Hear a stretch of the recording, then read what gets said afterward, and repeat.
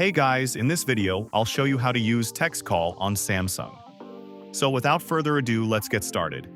First things first, you need to open the phone app on your mobile device, and all of your recent calls will be displayed. You just need to tap on the three dots icon at top right corner, and then select Settings from the drop-down menu. Once you're inside the settings, the first feature on the list will be Text Call. Simply access it, and this type of interface will appear. Just make sure that the feature is enabled, and then choose the preferred language from the respective option. After you're done with it, all you need to do is get a call. Once you're on a call with a person, tap on the Call Assist button, and then choose Text Call. Now, a new conversation window will open up.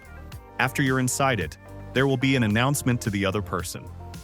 Next, you just need to tap on the suggested messages at the bottom, and the assistant will start talking. I can't talk right now.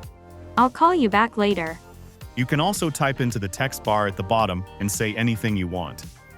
And that's basically how you can use text call on Samsung. So that's all for this video. I'll see you in the next one. Thanks.